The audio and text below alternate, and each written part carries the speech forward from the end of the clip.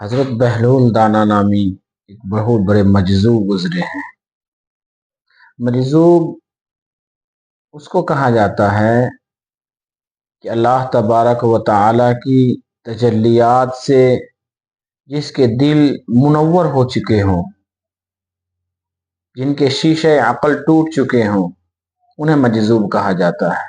انہیں اپنے ظاہر کا ٹھکانہ نہیں ہوتا ہے، اپنے ظاہر کا کوئی عطا پتہ نہیں ہوتا ہے۔ ان کے باطن بڑے ترتیب ہوتے ہیں، باطن بڑے مرتب ہوتے ہیں۔ ان کے ظاہر میں کھانے کے اعتبار سے مل گیا تو کھا لیے، نہیں ملا تو ہے 2 دن 3 دن 4 دن گزر گئے، کوئی حرج کی بات نہیں۔ پہننے کے معاملے میں مل گیا تو ٹھیک ہے، نہیں ملا تو ہے، چل رہا ہے۔ لیکن ان کے باطن بڑے ترتیب وار ہوا کرتے ہیں، بڑے مرتب ہوا کرتے ہیں۔ یہ دریائے دجلہ کے کنارے سیر و تفریح کیا کرتے تھے، وہیں بیٹھنا اٹھنا زیادہ تر ہوا کرتا تھا ان کا۔ ایک مرتبہ دریائے دجلہ کے کنارے بیٹھے ہوئے تھے، حضرت جنید بغدادی رحمت اللہ علیہ کا گزر ہوا۔ انہوں نے دیکھا کہ بہلول دانا نامی شخص جو بہت بڑے مجذوب ہیں بیٹھے ہوئے ہیں، چلو ذرا ان سے باتیں کرتے ہیں۔ شاگردوں نے کہا کہ تو پاگل ہے کیا، آپ ان سے کیا باتیں کریں گے؟ تو جنید بغدادی رحمت اللہ علیہ نے فرمایا اپنے شاگردوں سے کہ یہ پاگل نہیں ہیں، یہ ان کے الگ ایک دنیا ہے، یہ مجذوب ہیں، اللہ کے بہت بڑے ولی ہوا کرتے ہیں، ان کی ولایت بہت پہنچی بھی ولایت ہوتی ہے ان کی۔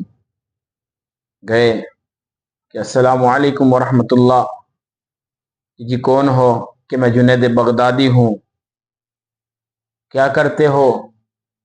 کہ پڑھنے پڑھانے کا کام کرتا ہوں، یعنی میرے ذمے پڑھنے پڑھانے کا کام ہے۔ کہ کھانے کے آداب معلوم ہے؟ بہلول دانا پوچھ رہے ہیں، کھانے کے آداب معلوم ہے؟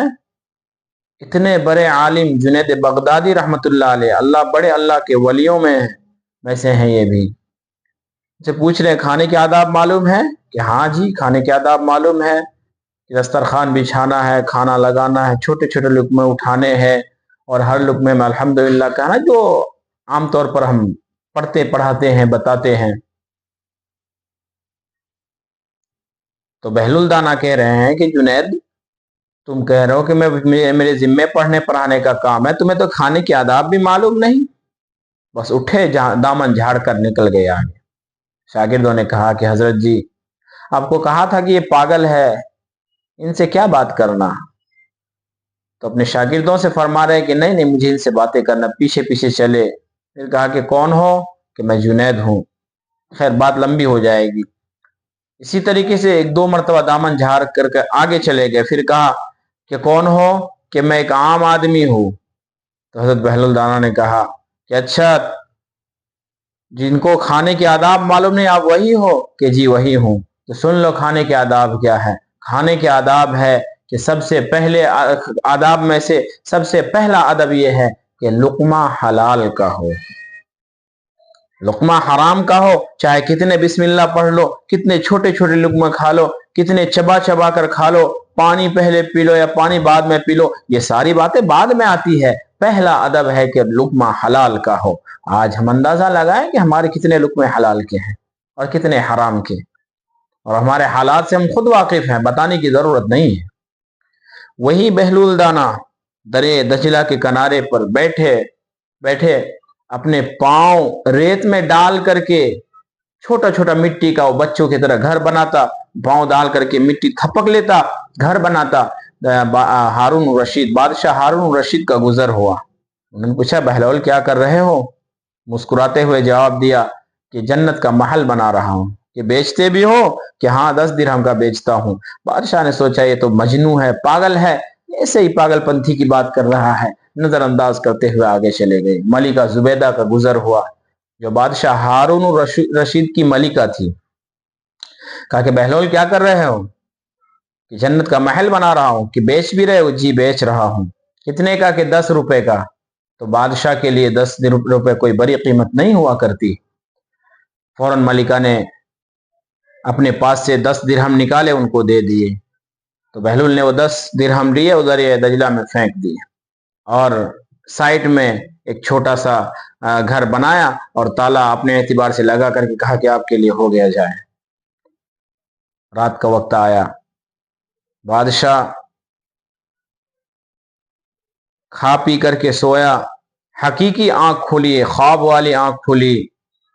क्या देख रहा है कि हश्र का मैदान है, हिसाब व किताब बपा है, एक तरफ जहन्नम है, एक तरफ जन्नत है। तो जन्नत में बहुत खूबसूरत खूबसूरत आलीशान मकान है, महल्लात हैं। तो बादशाह ने सोचा जरा चक्कर लगाया हूं। जन्नत में चक्कर लगाने गए, अच्छे अच्छे महल नजर आए। उसमें सबसे खूबसूरत जो महल था उसके करीब गया कि जरा जाकर के देखूं, बड़ा खूबसूरत नजर आ रहा है। करीब पहुंचा तो देखा कि उस महल के आगे ऊपर लिखा हुआ है मलिका जुबैदा।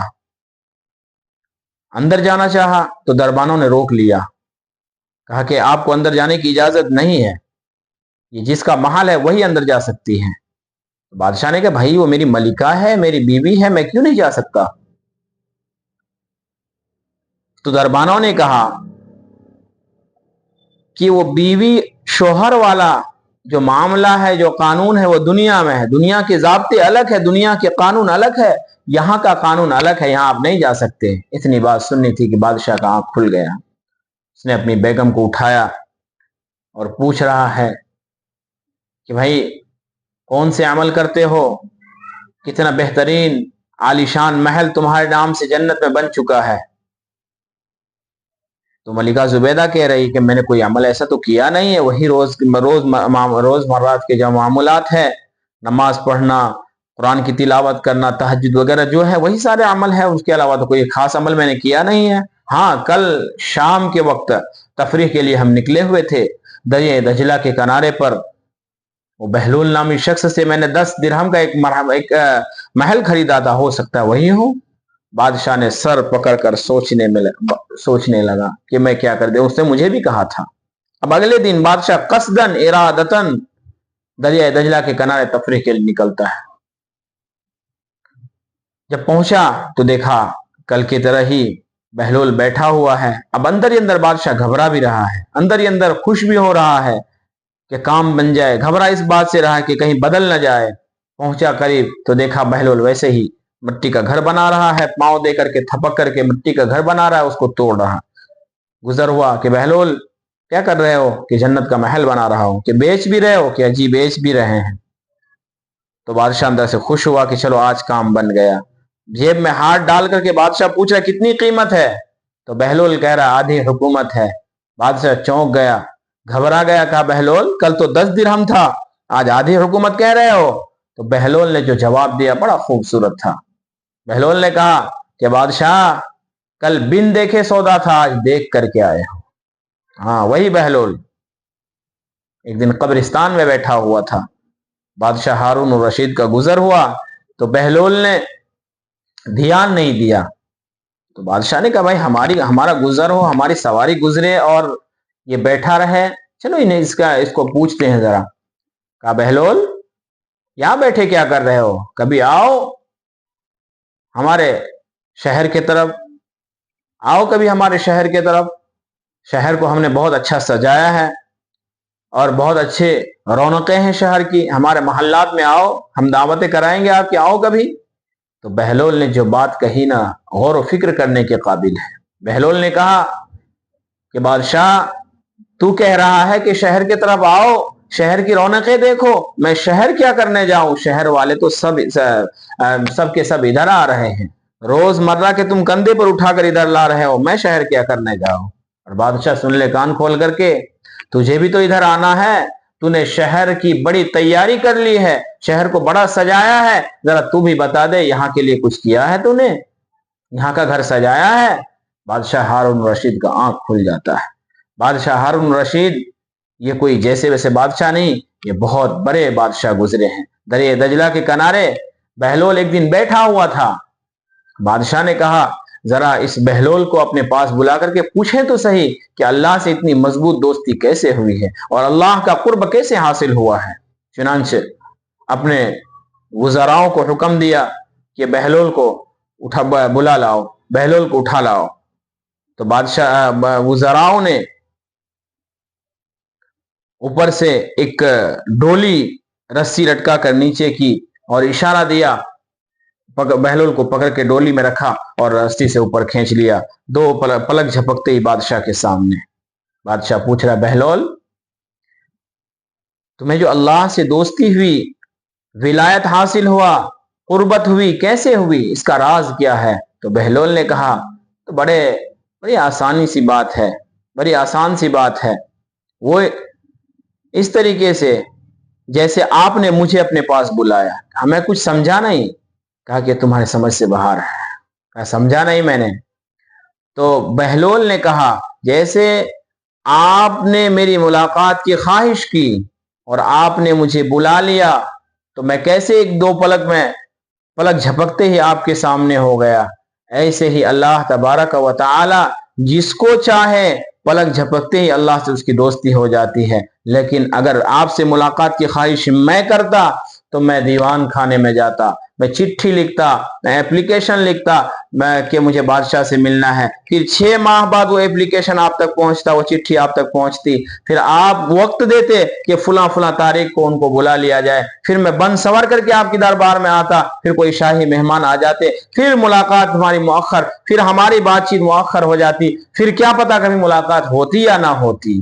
ایسے ہی انسان چاہے ہزار لاکھ کروڑوں سال محنت کر لے اور یہ سوچ لے کہ اللہ سے دوستی ہو جائے تو ایسا نہیں ہو سکتا۔ جب تک اللہ نہ چاہے تب تک اللہ سے دوستی نہیں ہو سکتی۔